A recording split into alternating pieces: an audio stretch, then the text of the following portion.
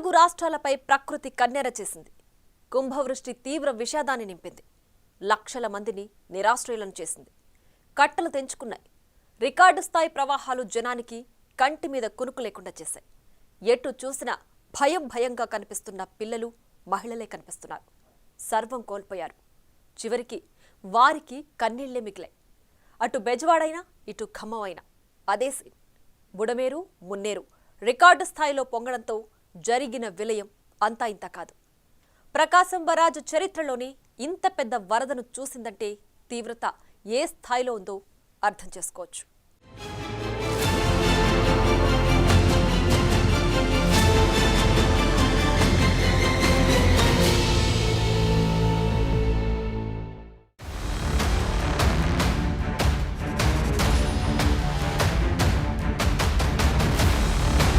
ఏపీలో బుడమేరు, తెలంగాణలో మున్నేరు, కనీవిని ఎరగని విధంగా కృష్ణమ్మ,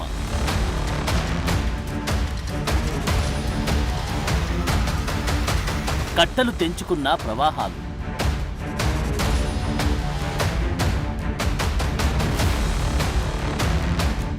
పల్లె పట్నమన్నా తేడా లేదు.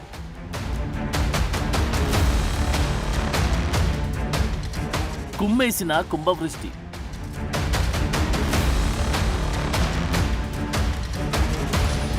కన్నీళ్లే మిగిల్చిన అతివృష్టి. అక్కడ మొత్తం మునిగిపోయి అందుకు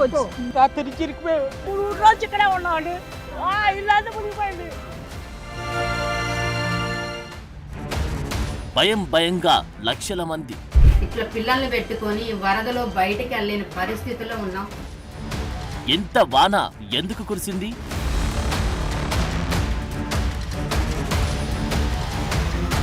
చూస్తుండగానే వరద ఎలా వచ్చింది?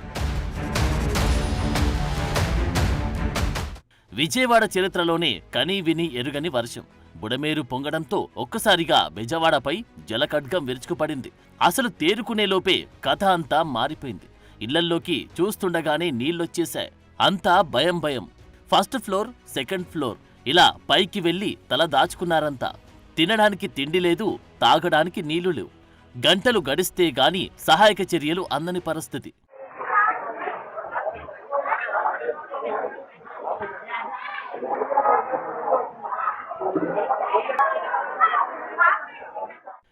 ఏరు ఊరు ఏకమయ్యాయా అన్నట్లుగా మారిపోయింది విజయవాడ.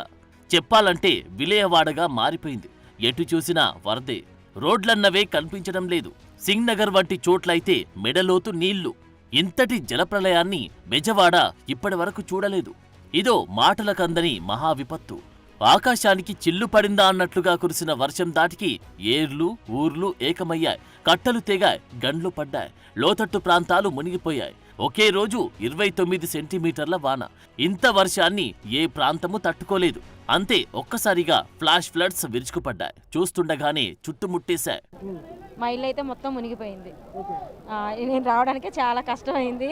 మా బిల్డింగ్లో అందరూ ఫుడ్ కోసం ఎదురు చూస్తున్నారు, కానీ బోట్స్ అటు ఎవరు రావట్లా. సందులోకి అయ్యేటప్పటికి ఫ్లోటింగ్ ఎక్కువ ఉంది. నాకు ఇక్కడ దాకా వచ్చినాయి.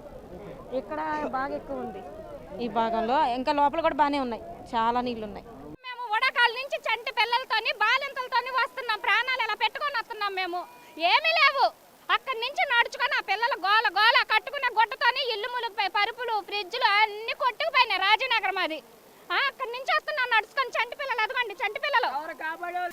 ఇదే మా ఇల్లు. నిన్న 3 రోజులు ఇక్కడే ఉన్నామండి. ఇల్లు అంతా మునిగిపోయింది. పక్కన పాప వాళ్ళు పూడి పెట్టారు.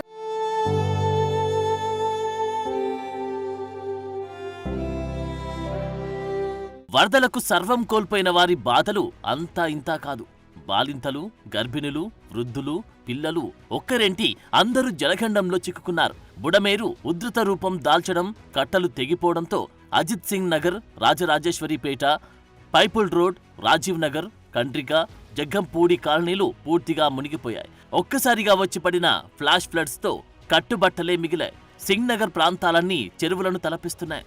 ఎగువ నుంచి వస్తున్న వరదతో బుడమేరు కట్టలకు పలుచోట్ల గండుపడ్డాయి. దీంతో లోతట్టు ప్రాంతాలు నీట మునిగాయి.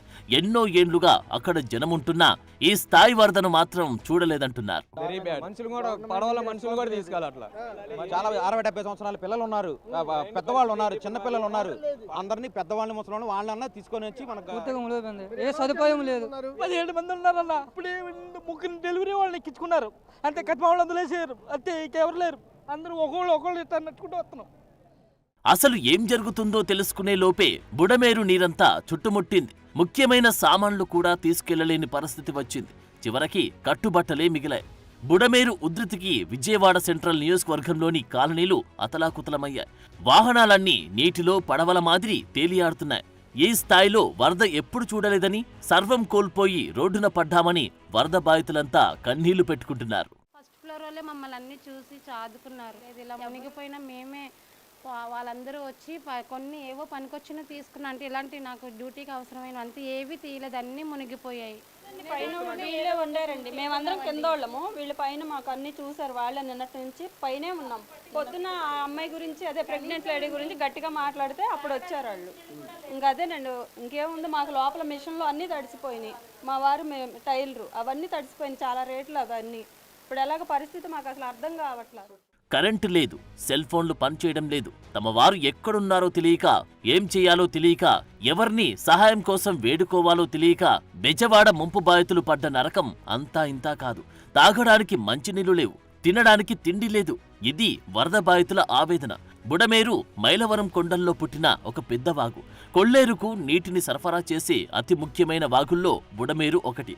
పుట్టిన ప్రాంతం నుంచి దాదాపు 170 కిలోమీటర్ల దూరం ప్రవహించే బుడమేరులో ఏటా 10,000 నుంచి 11,000 క్యూసెక్ల వరకు నీరు ప్రవహిస్తూ ఉంటుంది. అయితే 2005లో వచ్చిన వర్షాలకు బుడమేరులో ఏకంగా 75,000 క్యూసెక్ల నీరు ప్రవహించింది. అప్పుడే విజయవాడ చాలా వరకు దెబ్బతిన్నది. ఆ తర్వాత 2009లో మరోసారి అలాంటి పరిస్థితే ఎదురైంది.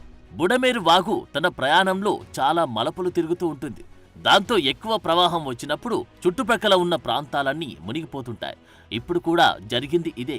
2005లో వచ్చిన భారీ వరదలు చూసిన ఇరిగేషన్ శాఖ బుడమేరు నదీ పొడవునా ఒక రిటైనింగ్ వాల్ నిర్మించాలనే సూచన చేసింది. దీనిపై అప్పట్లో కొంతమేర వర్క్ జరిగినా తర్వాత పూర్తిగా పక్కన పెట్టేశారు.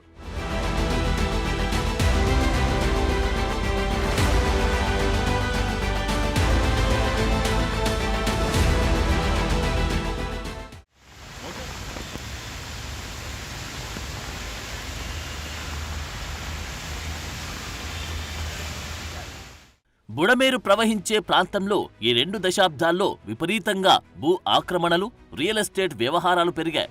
ఈ ప్రాంతాల్లో తక్కువ రేటుకే స్థలం లభిస్తూ ఉండడంతో పేద మధ్యతరగతికి చెందిన ప్రజలు కొనుగోలు చేసి ఇల్లు కట్టుకున్నారు. కానీ ఇప్పుడు ఆ ప్రాంతాలే నిండా మునిగిపోయాయి. బుడమేరు కుంచుకుపోవడం, ఈ కాలువ సైజు తగ్గడం కూడా సమస్యలను పెంచింది. రెండోది, బుడమేరుకి ఏదైతే నేరుగా కొల్లేరుకు పోయే దీంట్లో సరిగా మెయింటైన్ చేయకుండా పోవడం, మెయింటైన్ చేయకుండా పోయి కొన్ని బ్రీచెస్ పడడం, ఆ బ్రీచెస్లో కొల్లేరుకు పోవలసిన నీళ్లు నేరుగా ఈరోజు కృష్ణ ఏదైతే ఈ దీని మీద సిటీకి రావడం, ఇవన్నీ కూడా సింగనగర్కి రావడం.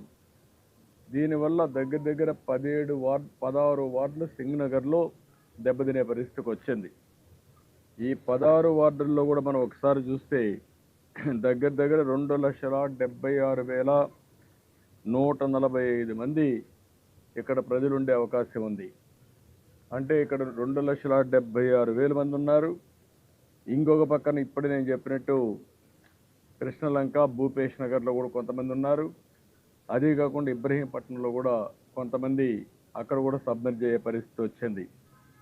ఇవన్నీ కూడా చాలా పెద్ద ఎత్తున డ్యామేజ్ జరిగే పరిస్థితి వచ్చింది. ఒక పక్కన మానవ తప్పిదం. ఆనాటి 5 సంవత్సరాల్లో ప్రభుత్వం సక్రమంగా మెయింటైన్ చేసుంటే, ఆ బ్రీచ్ లేకుండా చేసుంటే ఇప్పుడు ఆ నీళ్లు ఈ యొక్క సింగనగర్కి వచ్చే పరిస్థితి వచ్చేది కాదు. దానివల్ల ఇది కొంతవరకు ప్రొటెక్షన్ ఉండేది. అటు ప్రకాశం బ్యారేజ్కి కూడా రికార్డు స్థాయిలో వరద వస్తోంది. 125 ఏళ్ల బ్యారేజీ చరిత్రలోనే కనీ విని ఎరుగని రీతిలో ప్రవాహం వచ్చింది. ప్రకాశం బ్యారేజ్ వద్ద 11.25 లక్షల క్యూసెక్లు ఇన్ఫ్లో దాటిందంటే ఏ స్థాయిలో వర్షం పడిందో అర్థం చేసుకోవచ్చు. 2009 అక్టోబర్ 5న రికార్డు స్థాయిలో 10,94,422 క్యూసెక్ల వరద నీరు, అంతకుముందు 1903 అక్టోబర్లో మాత్రమే 10,60,830 క్యూసెక్ల వరద ఉధృతి నమోదైంది. ఇప్పుడు ఏకంగా 11 లక్షల క్యూసెక్లు దాటింది. వీటికి తోడు బోట్లు కొట్టుకువచ్చి బ్యారేజీకి డ్యామేజ్ ఏర్పడింది.